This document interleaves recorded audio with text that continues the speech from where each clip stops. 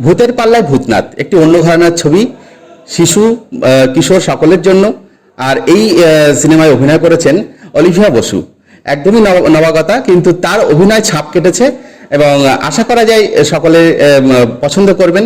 তো আপনি কতটা আশাবাদী? নতুন আপনার প্রথম সিনেমা সম্ভবত এটি। একদম হ্যাঁ, আশাবাদী তো হতেই হবে, প্রথম কাজ জীবনে। এবার দেখুন, যতটা পেরেছি চেষ্টা করেছি সবার মন জয় করার, এবার বাকিটা তো ভগবান, দেখে সবাই বুঝতে পারবে।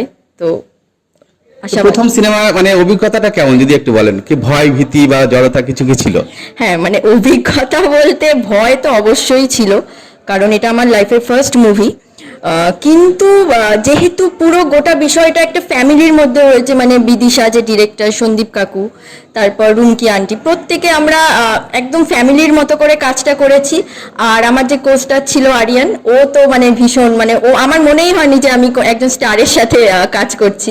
ও আমাকে ভীষণভাবে হেল্প করেছে আর আমাকে অনেক কিছু দেখিয়ে দিয়েছে। মানে আমি যখনই ভয় পাচ্ছি তখনই আমাকে আরো বলছে যে না, ভয় পাস না, এইটা এইভাবে হয়। তো ভয় তো ছিল, কিন্তু আস্তে আস্তে যখন কাজটা শুরু করলাম, মানে একদিন প্রথম দিনটা গেল, পরে 2-3 দিন আমি ভীষণ মজা করে কাজটা করেছি। তো মানে কতটা আশাবাদী আপনি যে সিনেমাটা কতটা সাফল্য পাবে? আশাবাদী বলতে সাফল্য তো পাবে, অনেকটাই আশাবাদী। কারণ আমরা যে গল্পটা তুলে ধরেছি ওটা পুরো সপরিবারে দেখার মতো।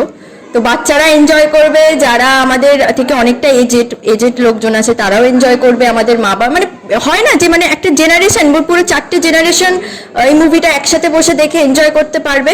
আর গল্পটার ব্যাপারে তো আমি এখন বেশি কিছু বলতে পারবো না, ওটা তো হলে গেলেই বোঝা যাবে। আশা করি সবার ভালো লাগবে। একদম, অনেক অভিনন্দন অলিভিয়া বসুকে, এবং তার সাফল্য কামনা করি, সামগ্রিক সিনেমার সাফল্য কামনা করি। নিউজ রেনেসাঁ বাংলার পক্ষ থেকে আমি সাবিত, ধন্যবাদ, নমস্কার।